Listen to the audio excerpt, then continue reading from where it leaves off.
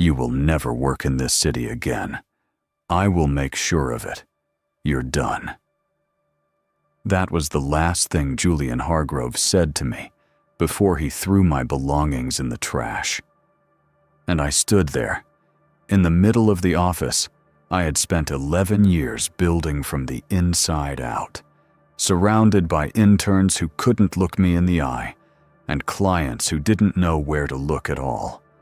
And I said nothing, not a single word, because sometimes the most powerful thing a woman can do is let a man believe he has won. This is the story of the worst Friday of my life, and the Monday that changed everything. I became an architect because I believed in permanence. That might sound strange. After all, buildings fall. Cities change. Glass shatters, concrete cracks, and even the most ambitious skylines eventually give way to something new. But there is something about the act of designing a space, of imagining a structure that doesn't yet exist, and coaxing it into reality with nothing but a pencil, a blueprint, and 1,000 sleepless nights, that spoke to something deep inside me. A need for things to last, for things to mean something. I grew up in a small apartment in Pittsburgh with my mother and my grandmother. My grandmother's name was Rosa. She was the kind of woman who ironed her bed sheets every Sunday and kept the window frames painted white, even when the landlord refused to fix the broken radiator. She believed that how you kept your space was how you kept your dignity. She used to say, "Elena, a beautiful room doesn't know if the person inside it is rich or poor, but the person inside it always knows if the room loves them." I was 8 years old when she said that. By the time I was 12, I was drawing floor plans in my notebooks instead of taking notes in class. My teachers thought I was daydreaming. I was, but I was dreaming of spaces, of light and proportion, of the way a hallway could make you feel either trapped or invited, depending on how wide it was and where the windows sat. I was dreaming of rooms that loved the people inside them. I got a full scholarship to study architecture at Carnegie Mellon, graduated second in my class, got a master's at Columbia, did an internship in Barcelona that nearly broke me, not because of the work, but because I was 24 years old and 5,000 miles from home, and I had never once questioned whether I belonged in that world, until suddenly I did nothing but question it. And then I walked into the studio of a man named Rafael Ortega, who was 62 years old and had designed some of the most celebrated public libraries in Europe. And he looked at my portfolio for exactly 4 minutes and said, "You think like a poet. Don't let anyone teach you to think like an accountant." Then he hired me.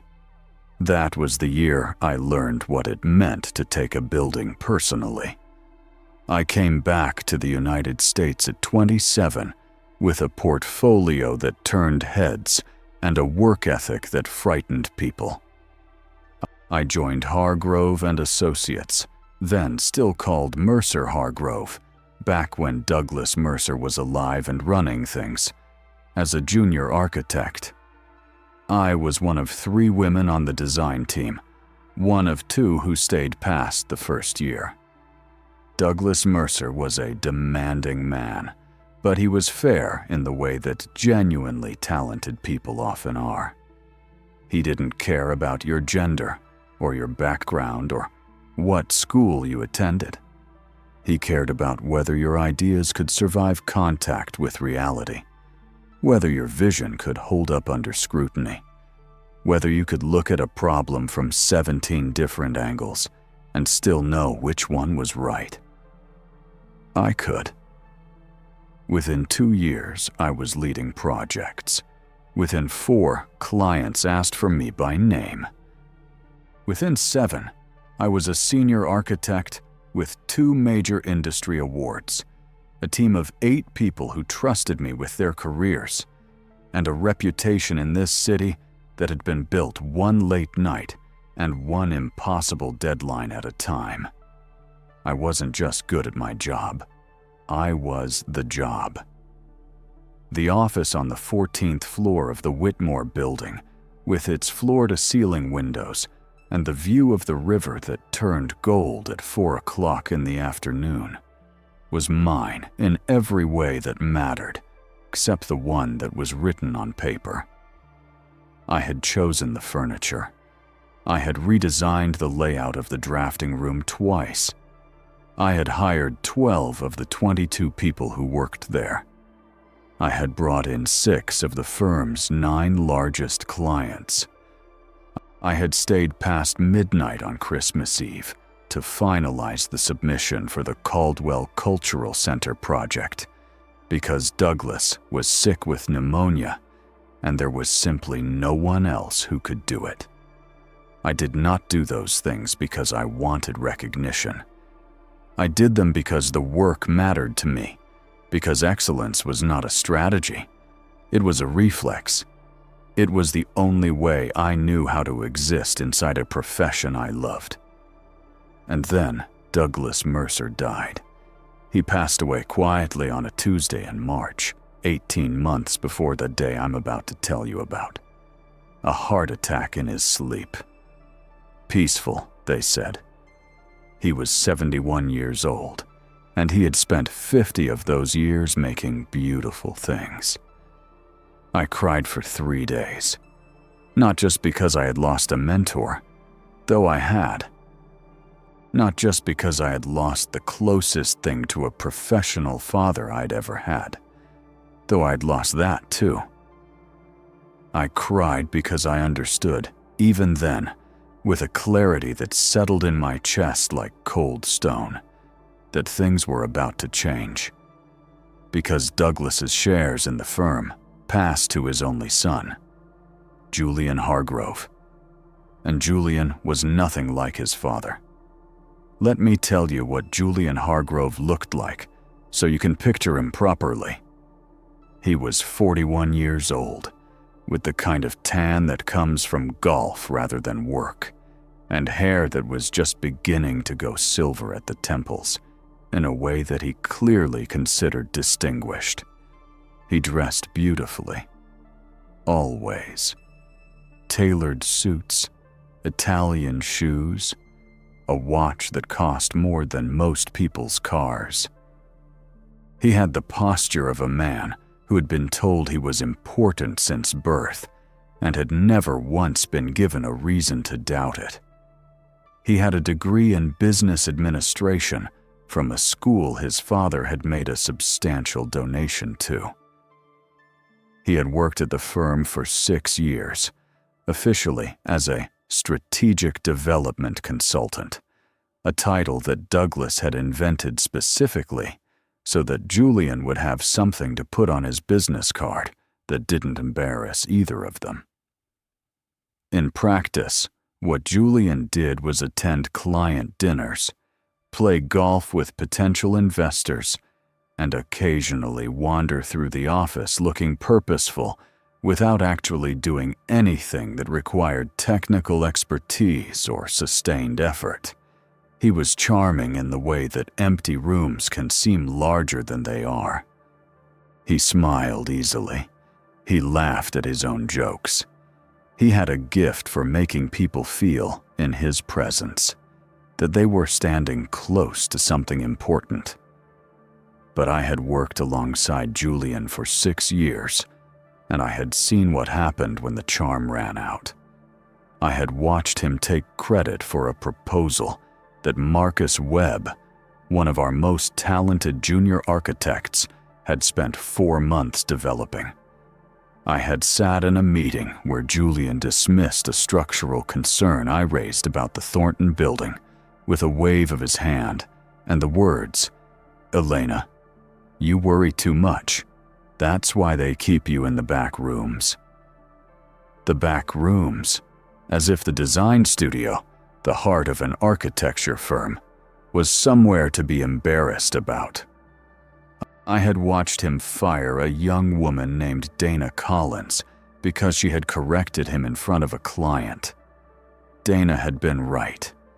Julian had made an error in the cost projections, a significant one, the kind that could have cost the firm the contract. She had flagged it quietly, professionally, in the measured tone of someone who understood both the facts and the politics of the room. He had smiled and thanked her. And then, 2 days later, she was gone. He told the team her position was being restructured.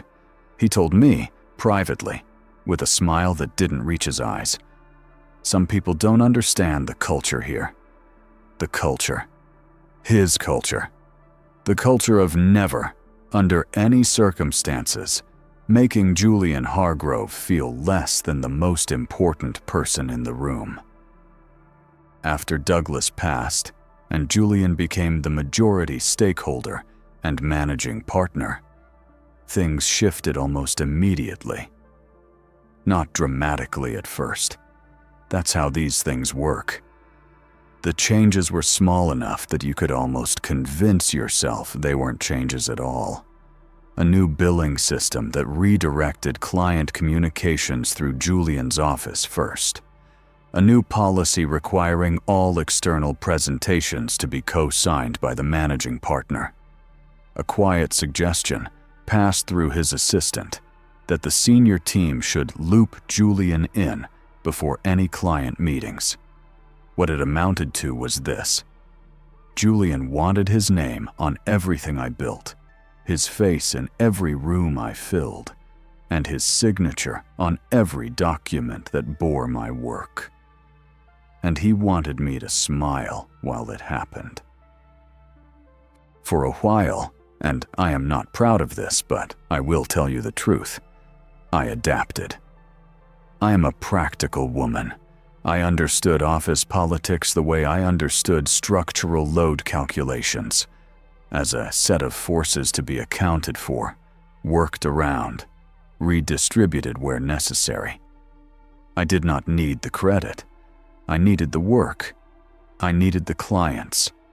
I needed the firm to function, because the firm was full of people I had hired and mentored and committed to, and their livelihoods were threaded through mine in ways that made every decision heavier than it would have been if I'd been working alone. So I adapted. I looped Julian in. I CC'd him on emails he'd never read. I let him stand at podiums and describe projects he hadn't designed to audiences who didn't know any better. I sat in the back of rooms and watched him take bows for curtains I had sewn, and I told myself it was temporary, that the work spoke for itself eventually. That competence was its own protection. I told myself that until the day I couldn't anymore. The Caldwell Cultural Center project, the one I had finished on Christmas Eve 3 years earlier, was submitted for the Meridian Architecture Prize in January. It was one of the most prestigious awards in the industry. The submission had my name on it, along with Douglas's, because we had co-led it, and because Douglas had built this firm on the principle that credit went where credit was due. Julian had the submission revised 3 weeks after Douglas's death. He had his name added, and mine moved to a secondary line. When the project won, and it won, a unanimous decision, the judges called it a masterwork of civic imagination and structural poetry. Julian gave the acceptance speech at the gala dinner. He talked for 11 minutes. He mentioned Douglas's name twice. He mentioned mine once, in passing, as part of a list that also included the wonderful team at Hargrove and Associates. I sat at table 7 and watched him hold the award up to the light, and I felt something shift inside me. Not anger, exactly. Something colder and more precise than anger. Something that felt, if I'm being honest, a great deal like clarity. I smiled for the photographs. I congratulated him in front of the right people. I went home that night, sat in my kitchen with a cup of tea that went cold while I stared at the wall, and I thought, how long can I keep doing this? The answer, as it turned out, was about 14 more months. What Julian understood about power was this. If you want to diminish someone, you don't destroy them all at once. You do it gradually. You whittle them down, comment by comment, meeting by meeting, until they are so accustomed to being made to feel small that they start to make themselves small automatically without being asked. It's more efficient, less risk of confrontation, and the damage is deeper because it looks, from the outside, like nothing at all. He started excluding me from certain client meetings. Not all of them. That would have been too obvious. Just the ones with the highest profile clients. The ones where decisions were made. He would send his deputy, a man named Carter Ross, who was pleasant and thoroughly mediocre and grateful for every room Julian put him in. And Carter would come back with notes that reflected none of the nuance of the discussions I would have had.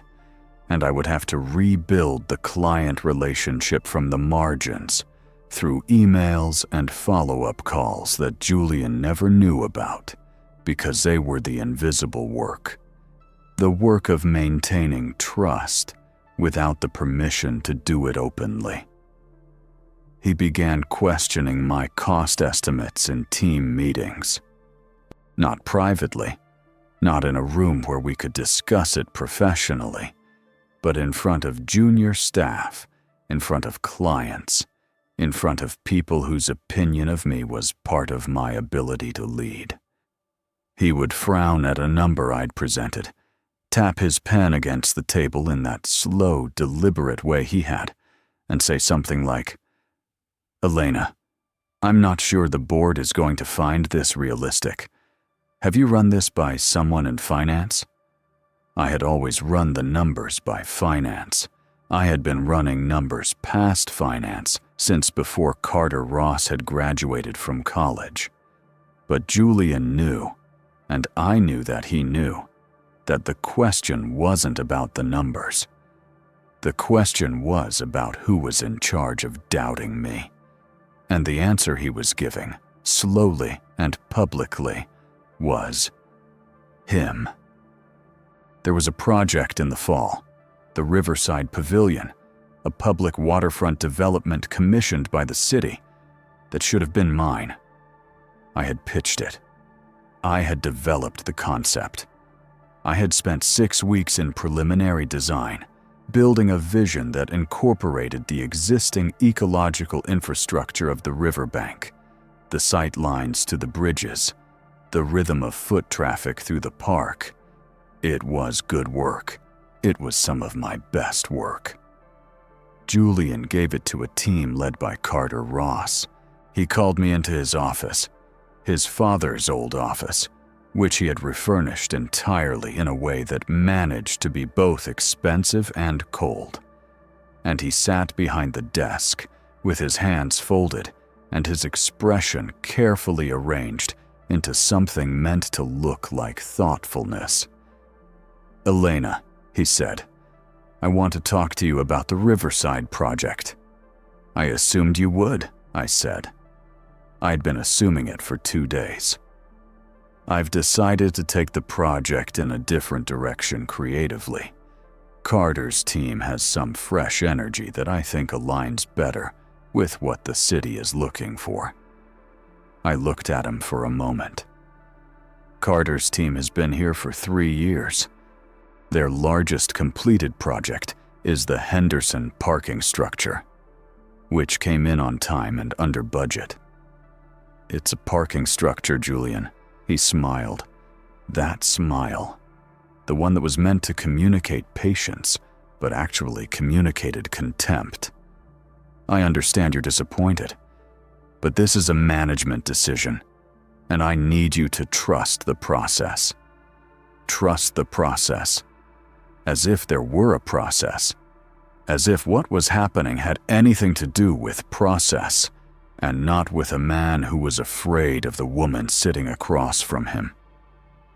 I drove home that night thinking about my grandmother, about the white window frames, about the room that loves the people inside it. I thought, this room is trying to eject me. And I thought, let it try. Because what Julian didn't know, what he couldn't have known, because he had spent his career being handed things rather than building them, was that I hadn't spent 11 years accumulating only projects and awards. I had accumulated something far more durable. Relationships, real ones, the kind you build by showing up when it's hard, the kind you forge at 2 a.m. when a structural calculation refuses to cooperate, and you're the one who stays. Not because your bonus depends on it, but because you actually care. The kind that live in the memories of clients who remember that you were the person who listened to them, who understood what they were trying to build, who cared about their vision the way only someone who genuinely loves this work can care. Those relationships had been quietly, steadily, building towards something Julian had not anticipated. But I'm getting ahead of myself. First, you need to understand the Friday. Before I go any further, if you're feeling what I felt just telling you this, if there's something in Elena's story that's hitting you somewhere real, I want to ask you something. Subscribe to this channel. I know, you've heard that before. But here's why it matters here. The stories we tell on this channel are for people who've been overlooked, who've been told they're not enough by someone who needed them to believe that, in order to feel secure. If that's ever been you, this is your place. Hit subscribe, turn on the notification bell, and drop a comment below right now telling me, has there ever been a moment in your life when you stayed quiet and let someone believe they'd won? When you knew something they didn't? Tell me. I want to know, because those moments matter. Now let's go back to Elena. Let me tell you about 3 moments in the 2 years before that Friday. 3 moments that will make what Julian did feel as inexcusable as it actually was. The first, the Belmore Hotel project, 18 months before the Friday. The client was a real estate group out of Boston, the Sauer Group, conservative investors, not known for taking risks, not known for patience.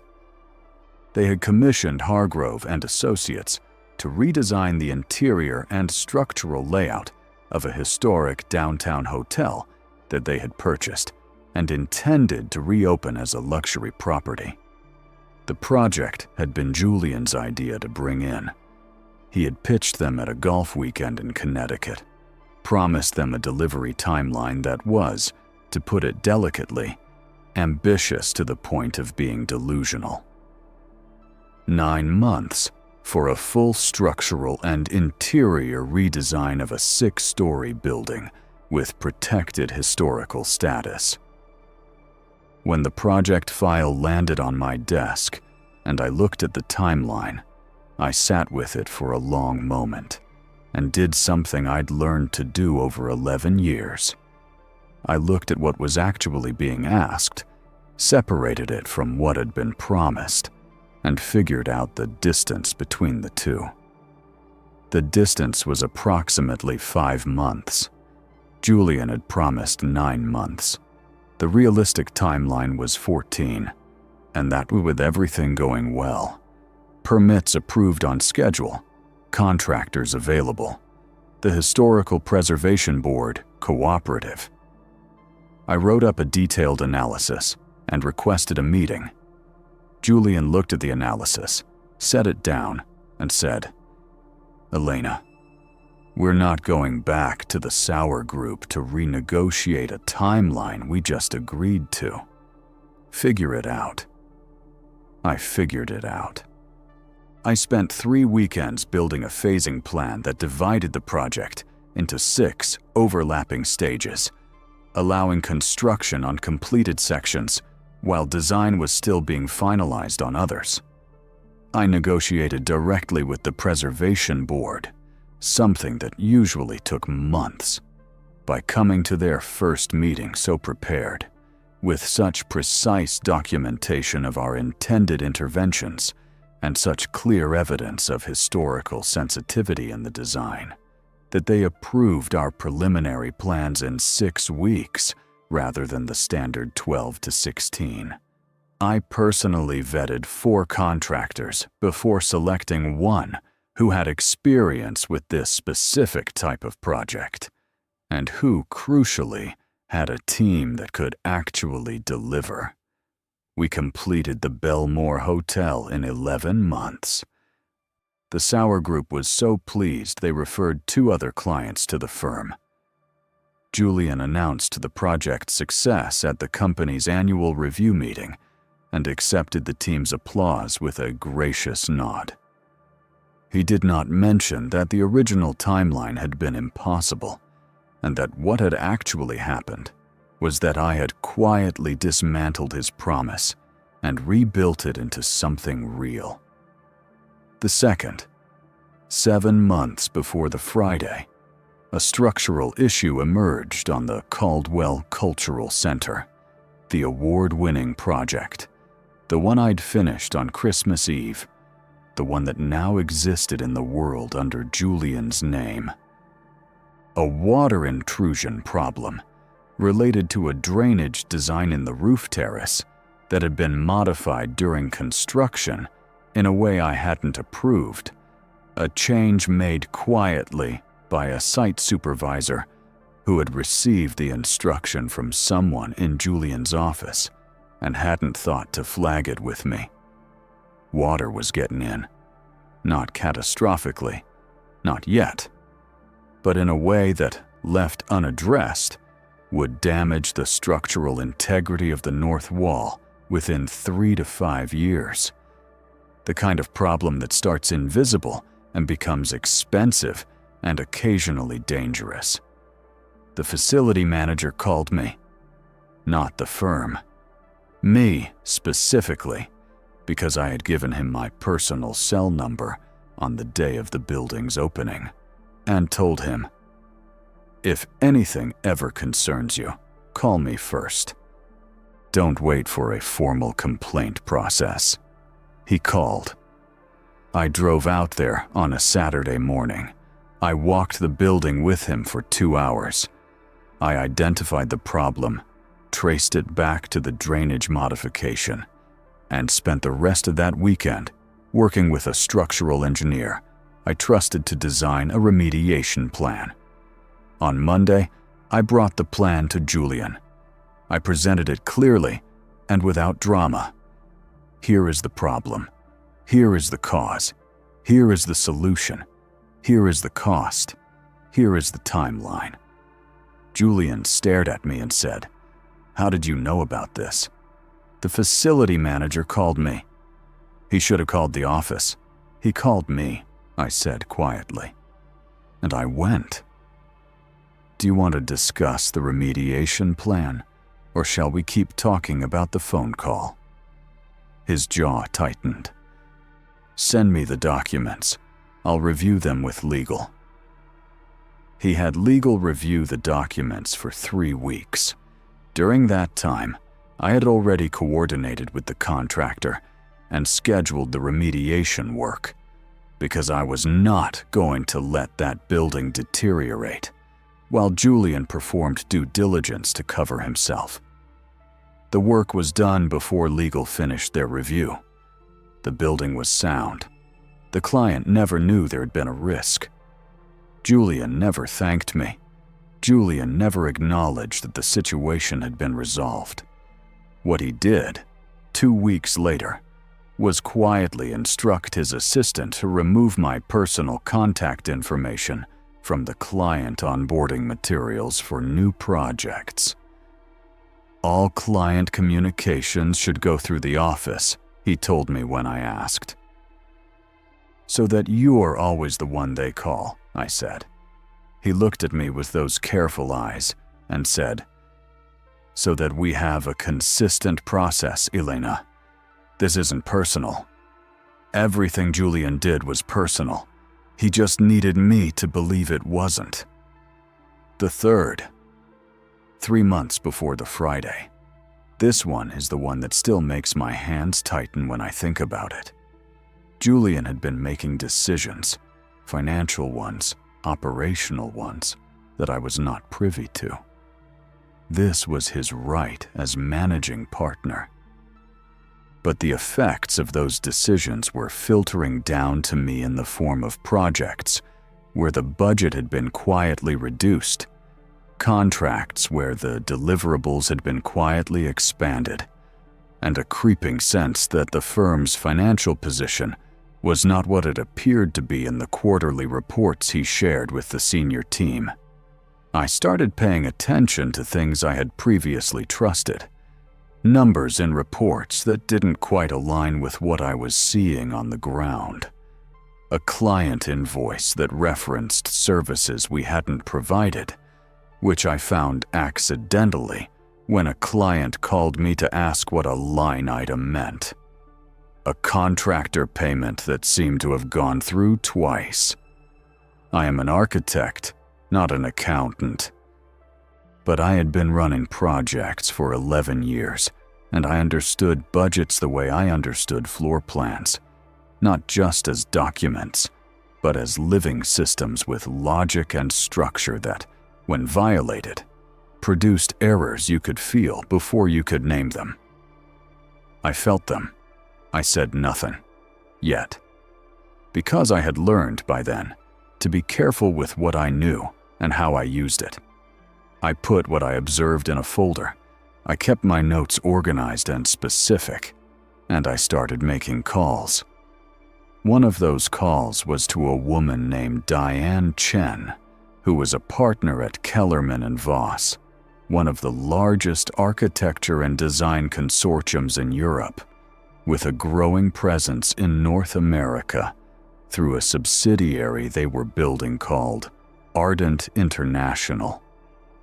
I had known Diane for 9 years.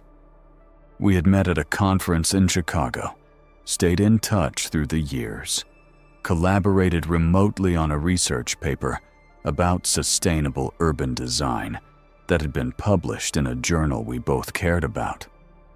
She was smart and precise and deeply ethical, and she had reached out to me 6 weeks earlier with a message that began, "I want to talk to you about something."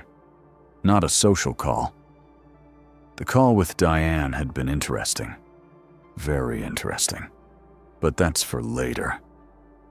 I want to be careful with how I tell you this part, because I want you to understand it, not just as a sequence of events, but as an experience. The way it lived in my body, the way each moment felt while it was happening, the way time does something strange when you're being publicly humiliated by someone who believes they have the power to define your future. It was a Friday in October, the kind of October day that New England does better than anywhere else in the world. Sharp and golden. The kind of air that makes you feel like something important is about to begin. I had driven to the office with my windows down, listening to a podcast about urban planning in Singapore, thinking about a design problem I was working through for a community center proposal in the city's west side. I was not thinking about Julian. I was not anticipating anything unusual. I was wearing a charcoal blazer and a cream silk blouse that my mother had given me for my birthday. I mention that because I remember it. The specific weight of the fabric. The way the blouse felt against my skin. I remember it because clothing is something we register more sharply when we're trying to anchor ourselves in the moment. And I would spend the next 4 hours grasping for anchors. I arrived at 8:15. The office was already busy. Hargrove and Associates ran on an early schedule, which had been one of Douglas's principles, and which had survived his death because the staff were the kind of people who didn't need to be told to show up. My team was in the drafting room when I arrived. Marcus Webb looked up from his screen and gave me a quick smile. Priya, who was 26, and the most naturally gifted young architect I had worked with in years, was on the phone, gesturing with a pencil in the way she did when she was excited about something. James had 3 blueprints spread across the table and a cup of coffee going cold beside them. Normal. All of it normal. The ordinary morning of a functioning office. Julian's assistant, a young man named Trevor, who had been with the firm for 8 months, and who I felt genuinely sorry for, was hovering near the reception area in a way that wasn't quite his usual manner. He glanced at me when I came in, and glanced away too quickly. I registered it and filed it, and kept walking. I went to my office. I set down my bag. I opened my computer, went through my emails, reviewed the day's meeting schedule. At 9, I had a call with a material supplier. At 11, I had a project check-in with Marcus. At 2, I had a client meeting with representatives from the Stanhope Group, who were in discussions with us about a major mixed-use development in the financial district.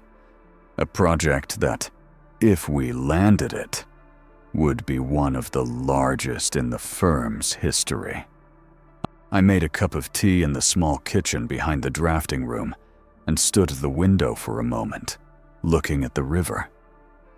The light was perfect, gold and clear, the way it gets in October when the sun is low enough to come in at an angle, the kind of light that makes a person feel, briefly, that things are exactly as they should be.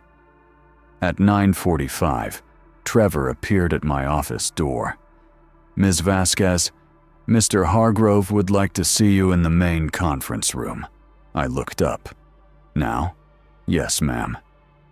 There was something in his voice, tight, careful, the voice of someone who has been told something they wish they hadn't been told. I closed my laptop. I picked up my notebook. A habit, always a habit. 12 years of never going into a meeting without something to write on. I followed Trevor down the hall. The main conference room was the large one, the one with the long glass table and the full-length windows, the one we used for client presentations and senior team meetings. Not the small room, the main one. I noticed that before I opened the door. When I opened the door, I understood why. The room wasn't empty. Julian was standing at the far end of the table, and that was expected. Carter Ross was seated to Julian's left, a notepad in front of him, his expression arranged into something that was trying to be neutral and landing somewhere closer to apologetic. That was less expected, but not alarming. What was alarming was everyone else. There were 6 interns clustered near the left wall.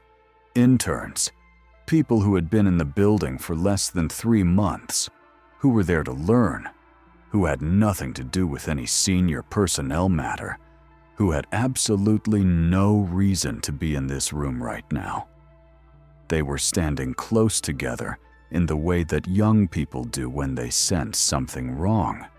Not quite hiding, but not quite present either. Their eyes moving between Julian and the door. And then there were 3 people seated at the near end of the table who I recognized instantly. Catherine Stanhope, the principal at the Stanhope Group, and 2 of her senior advisors. The clients. The 2 o'clock meeting clients who were, for reasons I was only now beginning to understand, here at 9:45. My mind moved quickly. It had always moved quickly. It was one of the things that made me good at what I did.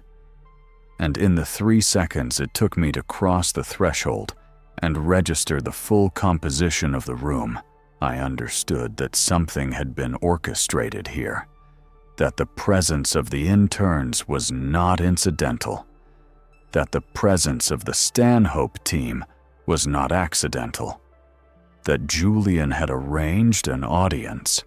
He had arranged an audience for whatever was about to happen. I stood at the entrance of the room and looked at him. I kept my expression even. My grandmother's voice, somewhere in the back of my mind. Dignity is not a feeling, Elena. It's a decision. Julian, I said, my voice level. Good morning. Close the door, please, he said. I closed the door.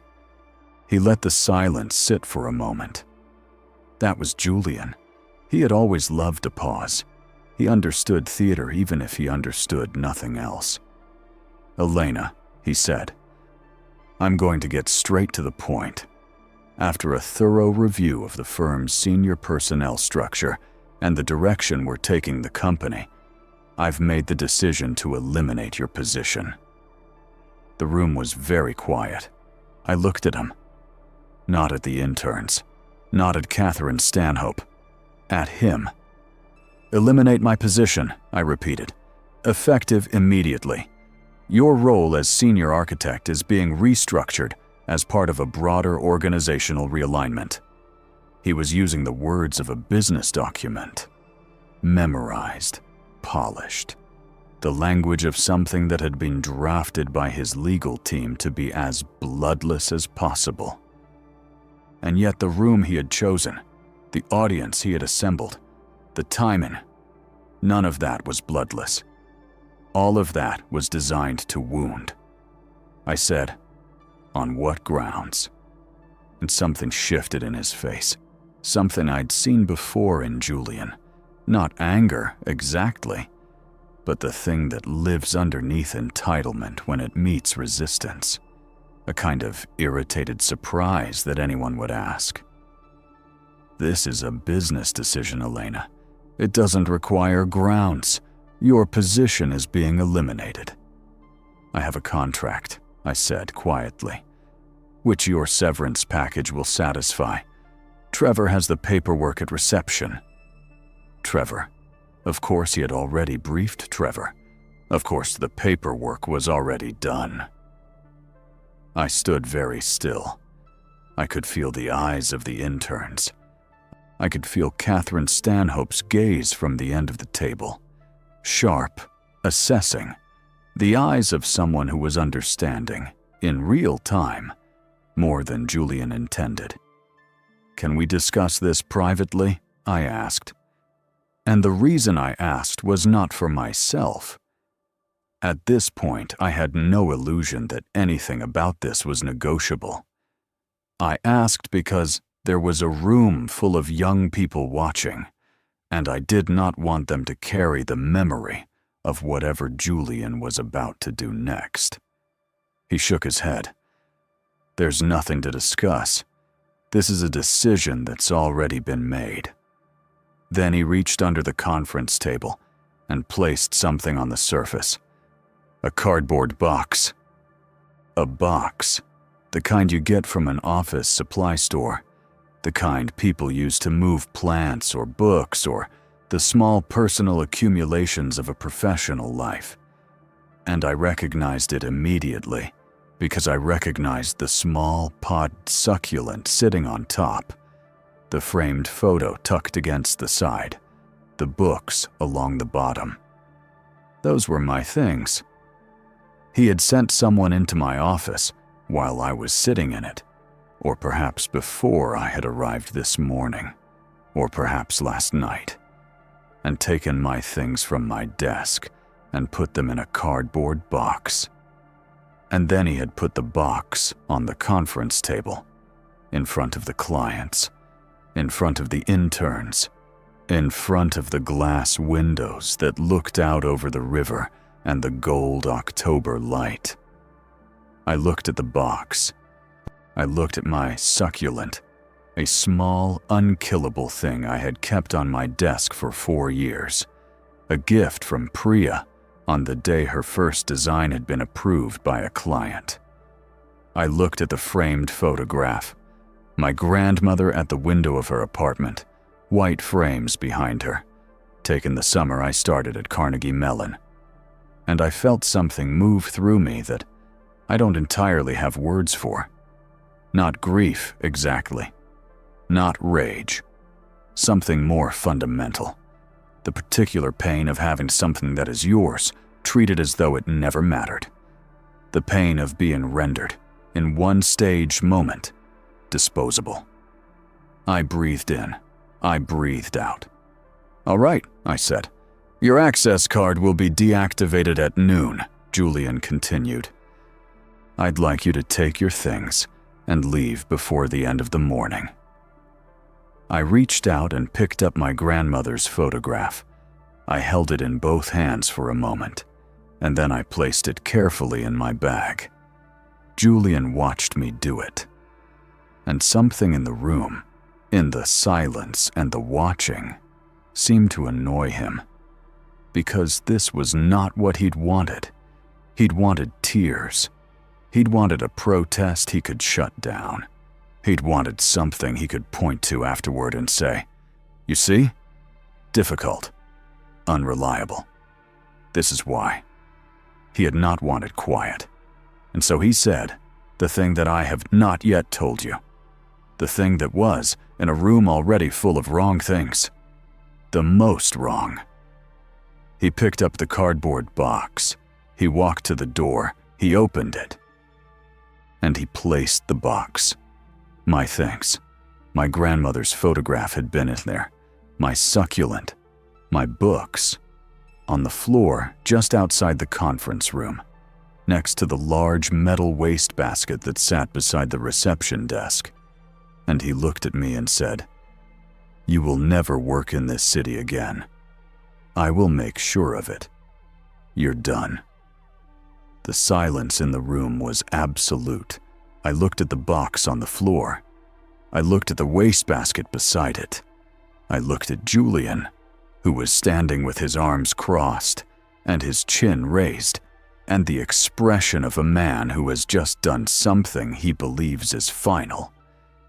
And then I looked at Catherine Stanhope.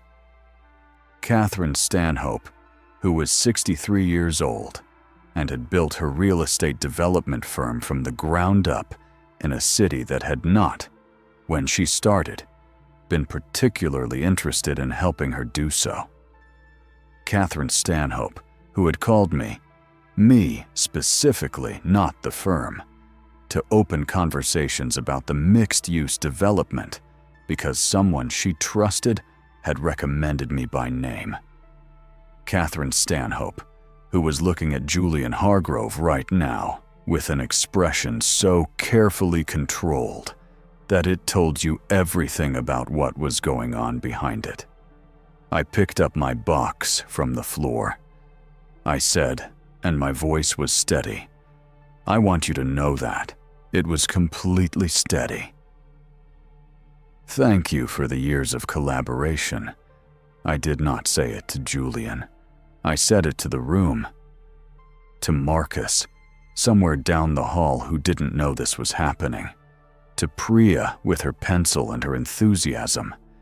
To the interns who were standing against that wall trying to be invisible, who were young enough to still be frightened by what power looks like when it behaves badly. I walked out. I walked past Trevor's desk. I walked to the elevator. I pressed the button for the lobby. I stood inside the elevator with my box and my bag and my grandmother's photograph. And I looked at the numbers counting down, and I let myself feel exactly what I felt. which was grief first. The clean, sharp grief of an ending. 11 years. The building that I had loved and the work that had made me who I was, and the people. Marcus, Priya, James, a dozen others, whose careers were woven through mine in ways that mattered to me more than I had ever said out loud. And then, underneath the grief, something else. Something that had been growing quietly for months, since the first phone call with Diane Chen, since the folder of notes I had started keeping, since the morning I had sat in my kitchen with my cold tea and asked myself how long I could keep doing this. The something else felt like now. I need to stop here for just a second, because if you're watching this and you're feeling angry, good, you should be. But stay with me, because what happens next is worth every second of this story. If you haven't subscribed yet, do it right now.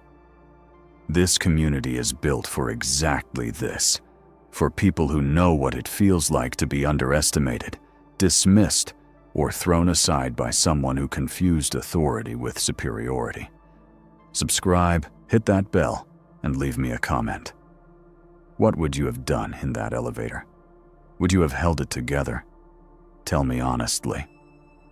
And one more thing, stick around until the very end of this video. Because after Elena's story is over, I have another story lined up that I think you're going to love just as much. Someone who walked out of a situation even worse than this one and built something extraordinary. You're not going to want to miss it. Now, let's talk about the weekend. I drove home in silence. Not the silence of shock. I had moved past shock somewhere between the conference room and the elevator. This was a different kind of silence. The silence of a woman who has just been handed, by her adversary, the last piece of a puzzle she has been quietly assembling for months. I parked in front of my house, a craftsman in the east side of the city, small and solid, with a porch I had redesigned myself and a garden my mother helped me plant. And I sat in the car for maybe 4 minutes. I didn't cry. I thought about crying, the way you notice the possibility of rain. But the feeling didn't arrive. What arrived instead was something alert and purposeful, and very, very focused. I called Diane Chen. She picked up on the second ring. Elena. It happened, I said. A brief pause. Today? This morning? Publicly? In front of clients and interns. I heard her exhale, not with surprise, but with the particular weariness of someone who had expected a thing and still found it sad when it arrived. Are you all right? I am, I said, and meant it. Diane, I think we need to accelerate the timeline. Another pause, shorter this time. I think you're right, she said. Let me make some calls. This is the part of the story where I have to take you back to the beginning of what I had been building while Julian was dismantling things, 3 months before the Friday when I had started feeling the wrongness in the firm's financial structure. I had made 2 sets of calls. The first was to a forensic accountant named Leonard Park, who was a friend of a friend, and who, when I described what I was seeing in the numbers, agreed to take a preliminary look. The second was to Diane. Diane, you remember, had reached out to me 6 weeks before that with a message that said, I want to talk to you about something. Not a social call. What she had wanted to talk about was this. Ardent International, the North American subsidiary of Kellerman and Voss, had been quietly evaluating firms to acquire in 3 major U.S. markets as part of their expansion. They were not looking for the largest firms. They were looking for firms with strong design reputations, established client relationships, and, importantly, leadership that could be trusted to carry the brand forward. They had identified 3 potential acquisition targets in this city. Hargrove and Associates was one of them. Diane had reached out to me because she trusted me, because she had worked with me, on paper and at a distance, for 9 years, and she knew what I could do. And because she had, through her own due diligence, identified me as the person who was actually running Hargrove and Associates, not Julian, who appeared in the public materials and the press releases, but me. "You're the one who knows where the bodies are buried," she had said, which was her elegant way of saying, "You're the one who actually understands this firm." The conversations that had followed, conducted over encrypted video calls and through attorneys, never through firm systems, never through anything that Julian could access, had been some of the most intellectually demanding and emotionally resonant of my career. Because what Diane was asking me to do was not just to provide information. She was asking me whether I wanted to be part of what came next, whether I wanted to step into a role I had been effectively performing without the title or the authority or the appropriate compensation for years. Whether I wanted to lead, I had told her I needed to think about it. And then I had spent 6 weeks watching Julian, watching the numbers, watching the firm's financial position continue to deteriorate in ways that his quarterly reports concealed behind careful language and selective data. And I had concluded that the firm was not just being mismanaged, it was heading, without intervention, towards something that would affect every person who worked there. Every person I had hired, mentored, committed to. I had called Diane back and told her yes. But there were conditions. There were always conditions when you do something like this with integrity. When you do it not for revenge, but because you actually care about the institution and the people inside it.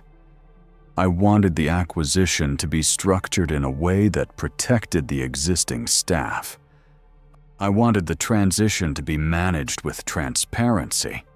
I wanted independent oversight of the financial audit that would necessarily follow. Because if my concerns about the numbers were correct, the audit was going to find things that needed to be addressed honestly, rather than concealed or minimized. Diane had agreed to all of it. The due diligence process had taken 3 months. It was meticulous, as these things need to be. Legal teams on both sides, financial disclosures, confidentiality agreements so comprehensive that I had not been able to tell a single person at the firm what was happening. Not Marcus, not Priya, not anyone. I had carried it alone, the way you sometimes have to carry the things that will eventually matter most.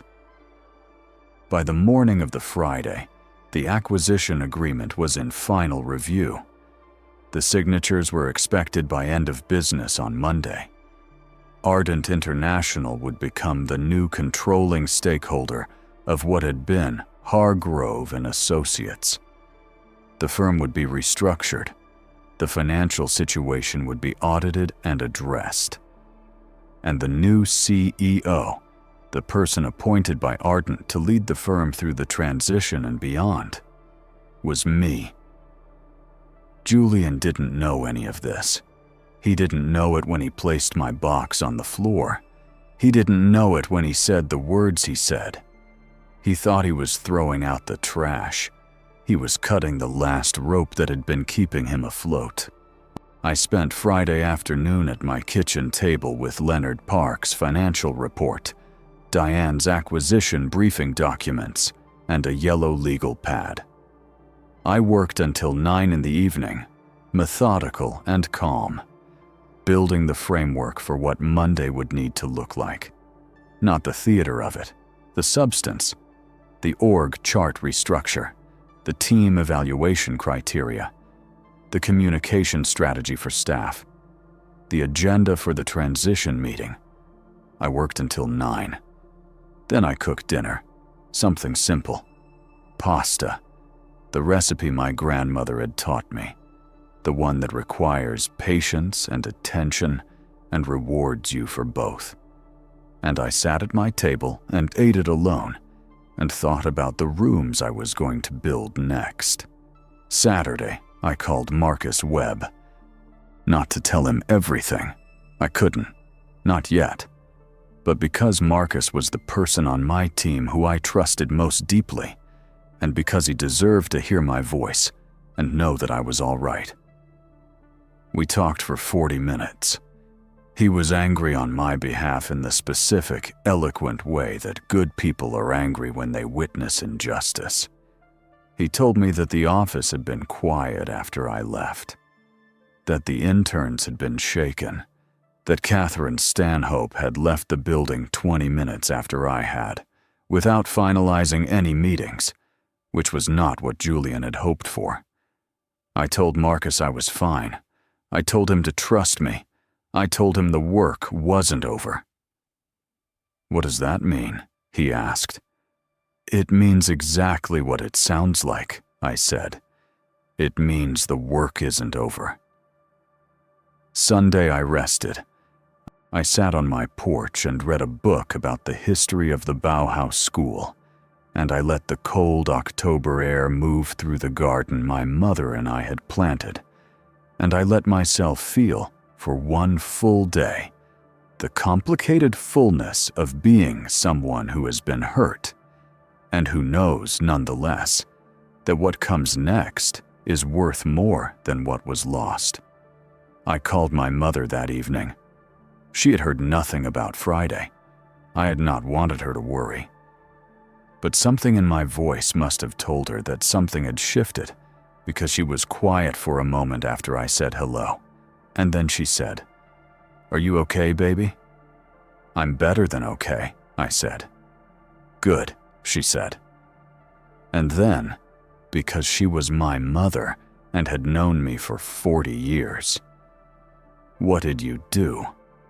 I laughed. It was the first time I had laughed since Thursday evening. It felt like something opening.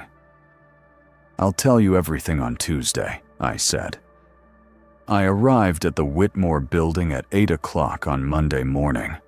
I was wearing a black dress and a structured ivory coat that I had bought in Milan on a research trip 5 years earlier and had been saving, without quite knowing what I was saving it for, ever since. My hair was down. I was carrying my leather portfolio and a cup of coffee from the place on the corner that I'd been going to since my second year at the firm, where the barista knew my order and always said, "Have a good one, Elena," without looking up from the espresso machine. I stood on the sidewalk in front of the building for a moment. 14th floor. The windows I knew. The view I had stood at 1,000 mornings. The river below, gray-blue in the October light. I went in. Diane Chen was waiting in the lobby. She was wearing a navy suit, and her expression was composed and warm and professional in the way of someone who does this for a living, and does it very well.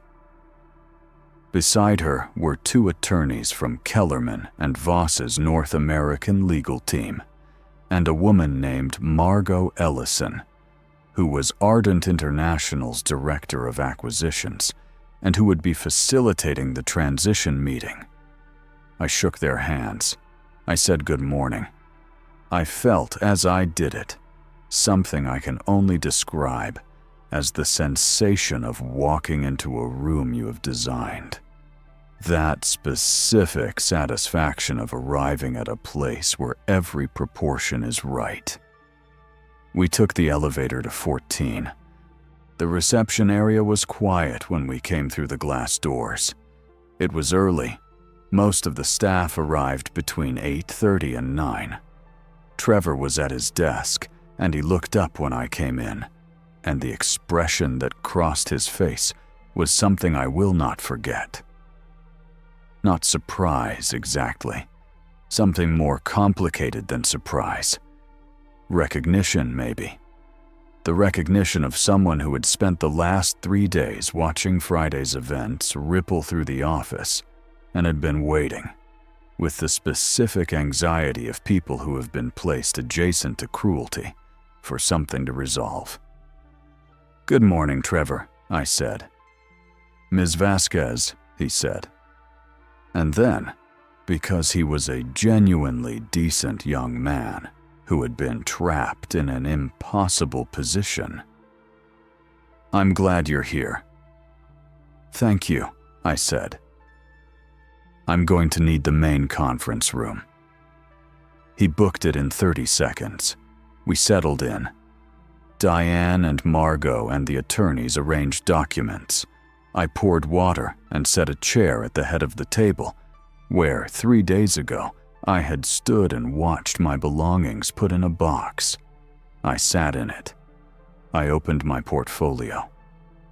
At 8:45, staff began to arrive. Through the glass walls of the conference room, I could see the moment they noticed us. The double takes, the murmuring, the particular electricity that moves through an office when something out of the ordinary is happening. I saw Marcus Webb stop walking when he saw me. I saw him look at Diane Chen and the attorneys, and back at me. And I saw the moment understanding began to move across his face. I gave him a small nod. He went to his desk without saying anything, but his posture changed. The specific change that happens in a person's body when relief begins to work on them. At 5 minutes past 9, Julian Hargrove arrived. I want to be careful here too, because what I felt as Julian walked through the glass doors of the reception area was not triumph, not gloating. Those feelings belong to people who are doing this for revenge, and I want to be clear with you.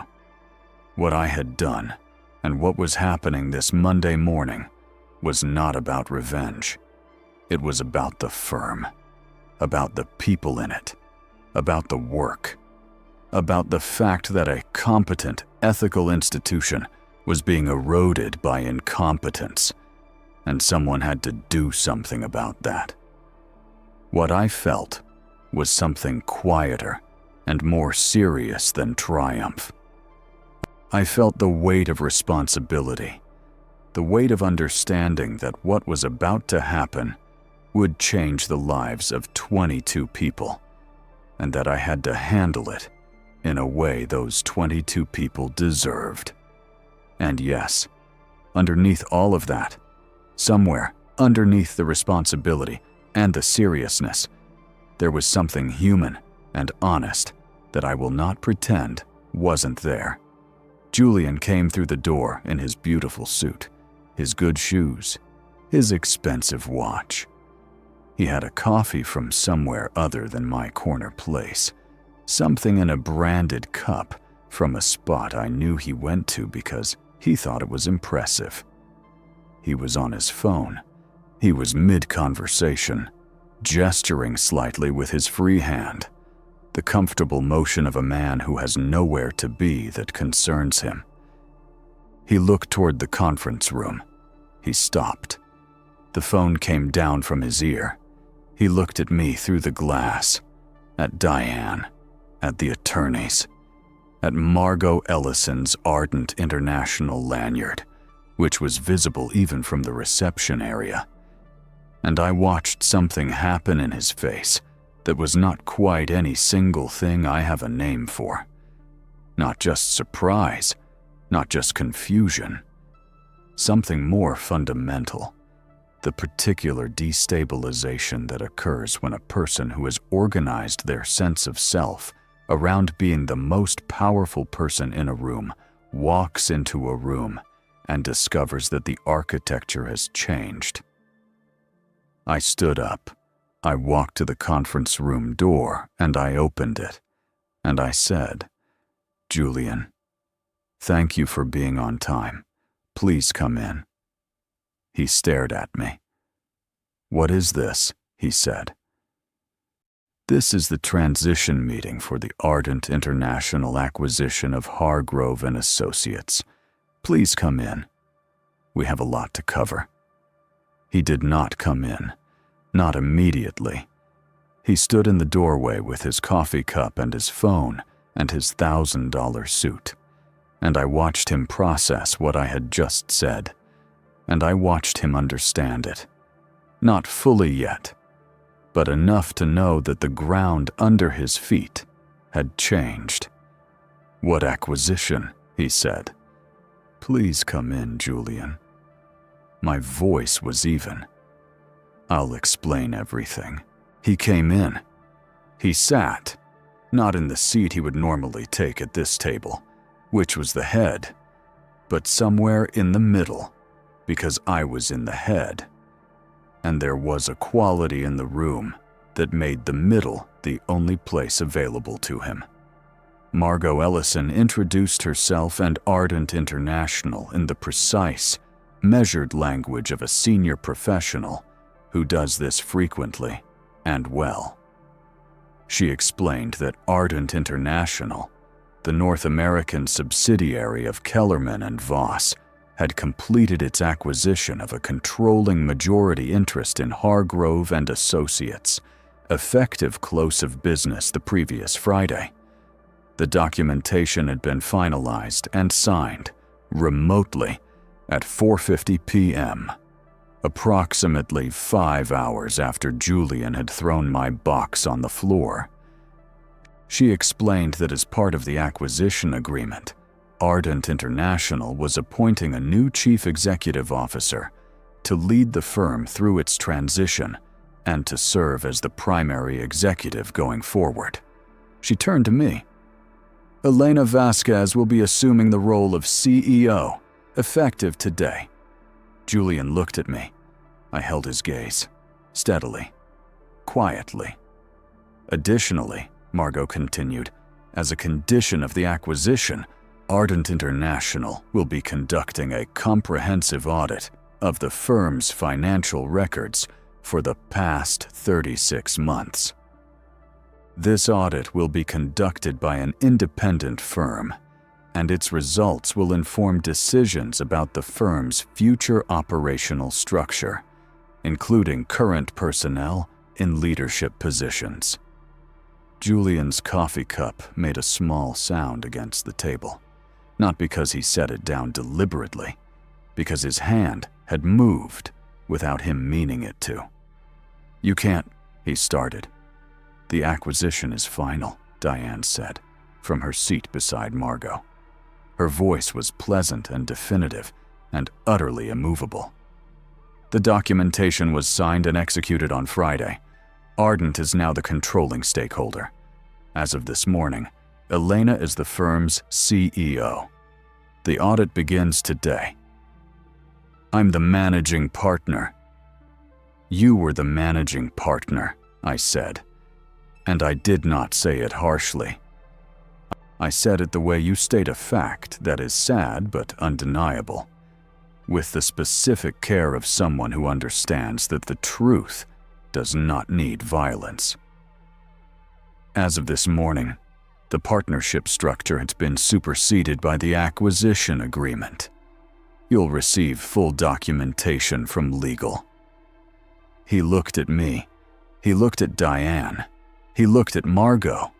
He looked at the attorneys who were arrayed around the table with their tidy stacks of documents and their expressions of professional neutrality.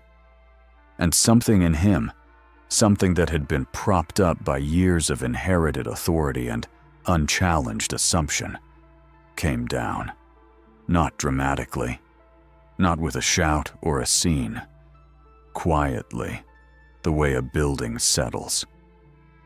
A long, fractured silence, and then a man who looked, for the first time in my experience of him, genuinely unsure. "The audit," he said. "What is the audit going to find?" "That," I said, "depends on what happened in the accounts." His jaw worked. He looked down at the table. He looked at his coffee cup.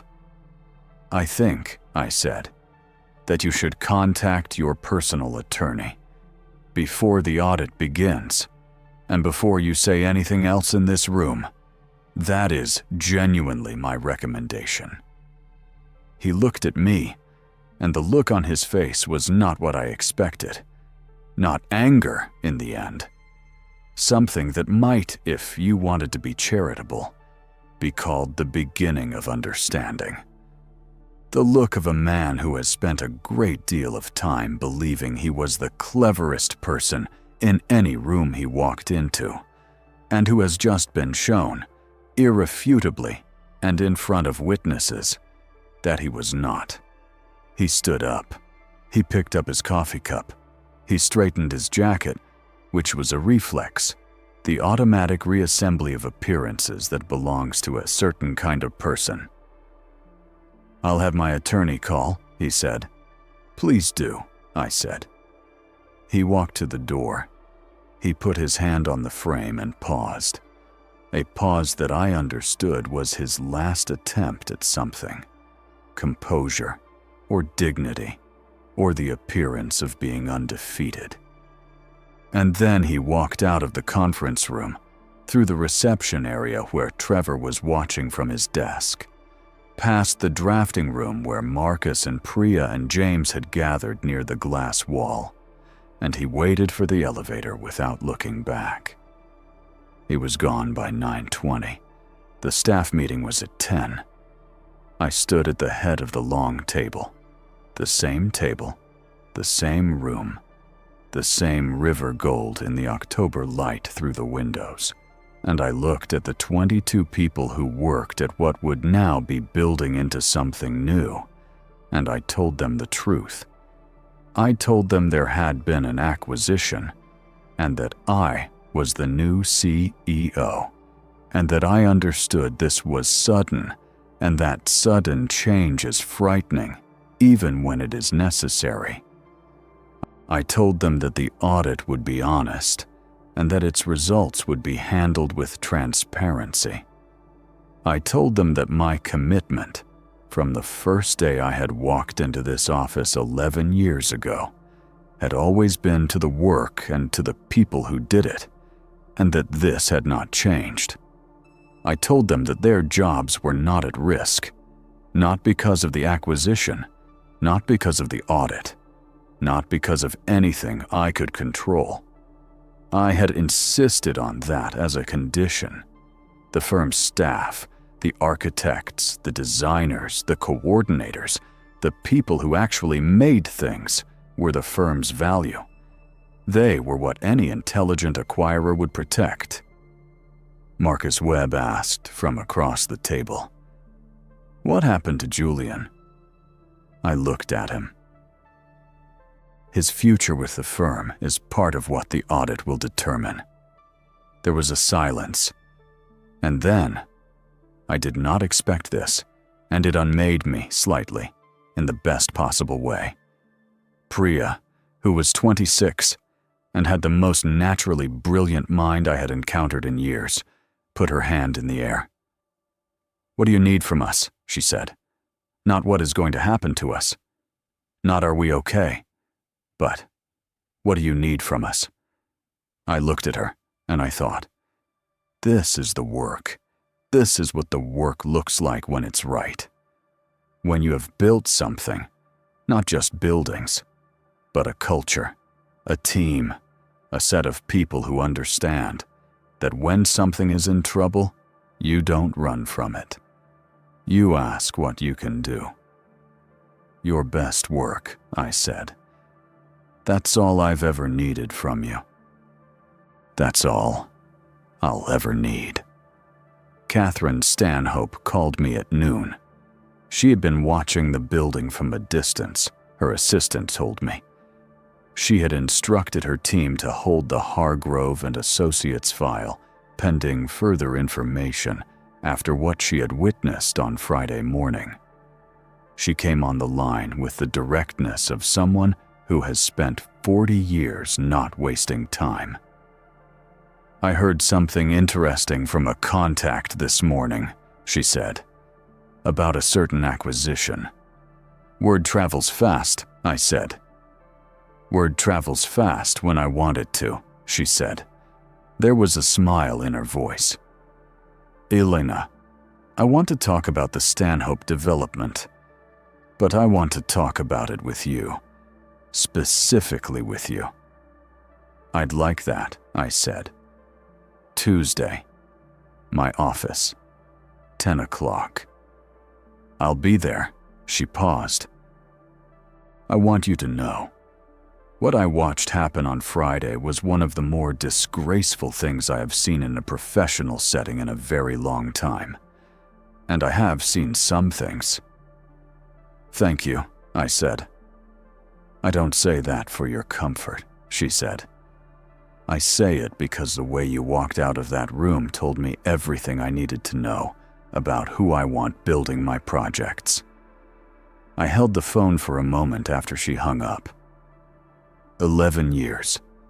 11 years of late nights and early mornings and invisible work and stolen credit and small humiliations and large ones and meetings where I said the right thing and someone else took the bow and projects I poured myself into and clients I cared for and a firm I loved enough to stay in when staying was hard. And now this. The phone. The river out the window. The 22 people down the hall who had asked what I needed from them. I thought about my grandmother's white window frames, about a room that loves the people inside it. I sat in my office really mine finally, on paper as it had always been in practice, and I let the moment be exactly what it was. Not a triumph, not a revenge, a beginning. The audit lasted 8 weeks. I won't walk you through all of it. The details are technical, and the story they tell, while significant, is less important than the lesson underneath it. What Leonard Park and the Ardent International Audit Team found was consistent with what I had suspected. Financial mismanagement, several instances of billing irregularities, and evidence of the kind of decision-making that happens when someone in authority mistakes the firm's money for their own. Julian's attorney negotiated a quiet resolution. He did not face criminal charges, which I will not pretend was satisfying to me in every dimension. But he left. He resigned formally in a brief and bloodless document. And he did not fight the terms, because the terms were structured in a way that his attorney had advised him not to fight. He has not been a part of this industry in this city since then. I am not the one who made that happen. The truth made that happen. The numbers made that happen. All I did was refuse to look away from what I knew was there. The Stanhope development became the firm's largest project in its history, and mine. A mixed-use development in the financial district, residential units, public green space, ground-level retail, a community arts center that I designed with the same love I had given the Caldwell Cultural Center, the same love my grandmother gave her window frames. It won 2 awards. The Arts Center was, according to the Meridian Prize Committee, a space that understands the human need for beauty as a democratic right, not a luxury. I kept the succulent on my desk. Priya had brought me a replacement for the one Julian's box had endangered, a slightly larger one in a blue ceramic pot. She set it on my windowsill on the day I moved into the office properly, without saying anything, just placing it there and walking out. That's the thing about good people. They don't need to make a speech. They just do the small thing that tells you everything. I became an architect because I believed in permanence. I still do, but I understand it differently now. Permanence is not about buildings. Buildings can fall, and the most beautiful ones, the ones that mean the most, eventually become something else. Permanence is not about positions or titles, or whose name is on a plaque, or who gives the speech at the awards dinner. Permanence is what you've given, what you've built in the people around you. The reputation that exists not in press releases or LinkedIn profiles, but in the actual memories of every person who ever called you in a crisis and knew you would pick up. In every client who remembered that you were the one who listened. In every young architect who sat across from you in a meeting and watched you hold your ground quietly and cleanly, and carried that into how they hold their own ground 10 years later. Julian Hargrove threw away a cardboard box and believed he was throwing away a person. He didn't understand, and this is, in the end, the only thing worth saying about him. That you cannot throw away what has already been given. That the work I had done in 11 years was not contained in that box. It was in the buildings, and the clients, and the people, and the relationships, and the folder of careful notes I had kept for months, waiting for the right moment, with the patience of someone who builds things for a living. He dug his own grave with the cardboard box, and I planted something in mine. There is a kind of person who rises to power through inheritance and fear, who can only feel secure when the people around them feel small. Julian was that kind of person, and I want to tell you something about that kind of person, because you may have one in your life right now, or you may have had one, or you may be bracing for one in a future you can't yet see. They always eventually reveal themselves, not in the grand moments of crisis, though they reveal themselves there too. They reveal themselves in the small ones, in the meeting where they take the credit, in the box they put your things in the words they choose when they believe the audience is on their side. Power is only a costume. Underneath it, a person is always exactly who they are. And the work, the actual, real, painstaking, loving work of building something, does not care about the costume. The work endures. Your work will endure. That is the thing about permanence. If Elena's story stayed with you, if you found yourself getting quiet somewhere in the middle and realizing this was about more than an office, more than a promotion, more than one woman and one terrible Friday, then I want to hear from you. Leave a comment below. Tell me the moment that hit you hardest. Was it the box? The conference room? The Monday morning? Or was it something quieter? The grandmother, the succulent, the 26-year-old who raised her hand and said, "What do you need from us? Tell me." Because this immunity is built on those moments, on the recognition that the stories we tell about justice and patience and the long game of being a good person in an unkind system, those stories matter. They reach people who need them. If you haven't subscribed yet, please do it now. It takes 2 seconds, and it means that the next time a story like this one is ready, you'll be the first to know. And speaking of next time, when this video ends, there's another story waiting for you.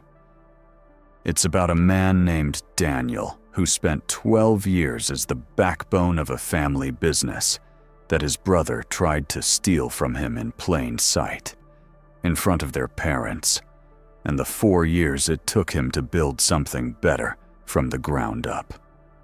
It is one of the most emotionally complete stories I have ever told. If Elena moved you, Daniel is going to finish what she started. Stay. Watch it. And know that wherever you are right now, whatever box someone has put you in or thrown to the side, the work is not over. The work is never over. I'll see you in the next one.